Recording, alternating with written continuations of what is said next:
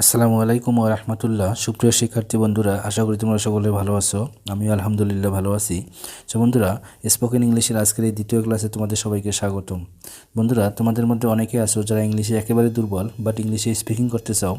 Spoken English কোর্সটি মূলত আমি তাদের জন্যই শুরু করেছি।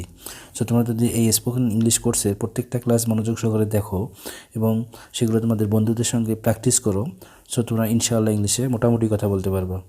চলো বন্ধুরা, ক্লাসটি শুরু করা যাক। বন্ধুরা, স্পোকেন ইংলিশের প্রথম ক্লাসে আমরা এম, ইজ, আর এই তিনটি প্রিভার্ব দিয়ে 4 প্রকার সেন্টেন্স তৈরি করে শিখেছি। স্পোকেন ইংলিশের আজকের এই দ্বিতীয় ক্লাসে আমরা ওয়াজ, ওয়ার এই দুটি প্রিভার্ব দিয়ে 4 প্রকার সেন্টেন্স তৈরি করে শিখব। ফার্স্ট অফ অল আমরা ওয়াজ, ওয়ার দিয়ে অ্যাফার্মেটিভ সেন্টেন্স তৈরি করে শিখব। একটু অ্যাফার্মেটিভ সেন্টেন্সের স্ট্রাকচারটি আমরা দেখে নেই। অ্যাফার্মেটিভ সেন্টেন্সের প্রথমে বসে সাবজেক্ট, তারপর হচ্ছে কি ওয়াজ অথবা ওয়ার, তারপর নাউন অথবা অ্যাডজেক্টিভ। ঠিক আছে, যেহেতু এখানে তোমার দুইটা প্রিভার্ব আছে অর্থাৎ ওয়াজ আর ওয়ার, সেহেতু অবশ্যই আমাদেরকে ওয়াজ ওয়ারের ব্যবহার জানতে হবে। সাবজেক্ট যদি থার্ড পারসন সিঙ্গুলার নাম্বার হয়, সেক্ষেত্রে সাবজেক্টের পরে আমরা ওয়াজ ইউজ করব। ঠিক আছে, আর বাকি যে পার্সনগুলো আছে অর্থাৎ থার্ড পারসন প্লুরাল নাম্বার, তারপর ফার্স্ট পারসন এবং সেকেন্ড পারসন, এগুলোর ক্ষেত্রে আমরা ওয়ার ইউজ করব। ঠিক আছে, তবে সাবজেক্ট যদি ফার্স্ট পারসন আই হয়, ঠিক আছে, আই এর ক্ষেত্রে আমরা প্রিভার্ব ওয়াজ ইউজ করব। ঠিক আছে, আমরা এখন কিছু এক্সাম্পল দেখব। আর ফার্স্ট এক্সাম্পল ইজ, তিনি একজন মহৎ লোক ছিলেন। এর ইংলিশ হচ্ছে হি ওয়াজ আ গ্রেট পারসন। আমার বাবা একজন শিক্ষক ছিলেন।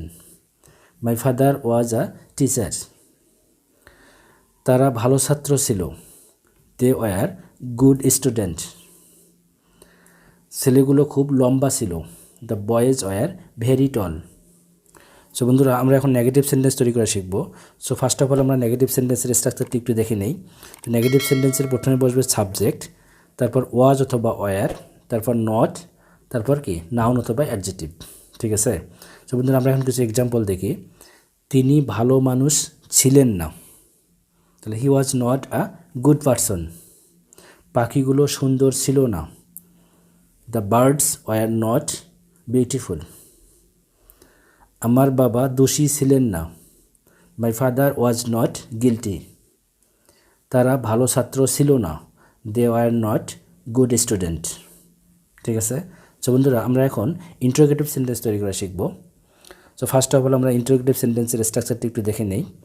ইন্টারোগেটিভ সেন্টেন্সের প্রথমে বসবে ওয়াজ অথবা ওয়ার, তারপর বসবে সাবজেক্ট, তারপর নাউন অথবা অ্যাডজেক্টিভ, তারপর শেষে বসবে একটা কোশ্চেন মার্ক বা ইন্টারোগেটিভ চিহ্ন। ঠিক আছে, আমরা এখন কিছু এক্সাম্পল দেখব।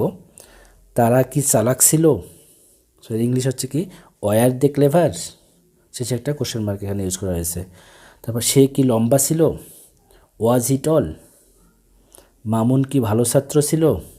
ওয়াজ মামুন আ গুড স্টুডেন্ট। গল্পটি কি মজার ছিল? Was the story interesting.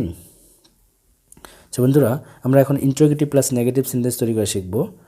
First of all আমরা ইন্টারোগেটিভ প্লাস নেগেটিভ সেন্টেন্সের স্ট্রাকচারটি একটু দেখে নিই। ইন্টারোগেটিভ প্লাস নেগেটিভ সেন্টেন্সের প্রথমে বসবে ওয়াজ অথবা ওয়ার, সেটা সাবজেক্ট অনুযায়ী বা নাম্বার অনুযায়ী, তারপর নট, তারপর সাবজেক্ট, তারপর নাউন অথবা অ্যাডজেক্টিভ এবং শেষে একটা কোশ্চেন মার্ক। ঠিক আছে, বন্ধুরা, আমরা এখন কিছু এক্সাম্পল দেখি। টেবিলটি কি উঁচু ছিল না?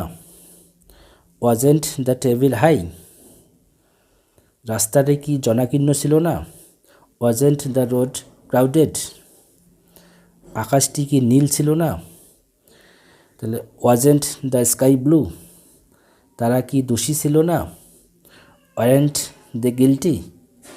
বন্ধুরা, এভাবে আমরা কি ওয়াজ ওয়ার দিয়ে অ্যাফার্মেটিভ, নেগেটিভ, ইন্টারোগেটিভ এবং ইন্টারোগেটিভ প্লাস নেগেটিভ সেন্টেন্স তৈরি করব এবং এগুলো আমাদের বন্ধুদের মধ্যে আমরা অবশ্যই প্র্যাকটিস করব। ঠিক আছে, বন্ধুরা, তোমরা যারা আমার চ্যানেলে নতুন তারা অবশ্যই আমার চ্যানেলটি সাবস্ক্রাইব করে পাশে থাকা বেল আইকনটি অন করে রাখবা, যাতে করে নতুন কোনো ভিডিও আপলোড দেওয়ার সাথে সাথে তার নোটিফিকেশন তোমরা পেয়ে যাও। আর যারা অলরেডি আমার চ্যানেলটি সাবস্ক্রাইব করে ফেলেছো তাদেরকে অসংখ্য ধন্যবাদ। বন্ধুরা, আমার পরবর্তী ক্লাস দেখার আমন্ত্রণ জানিয়ে আজকে ক্লাসটি আমি এখানে শেষ করলাম। আল্লাহ হাফেজ।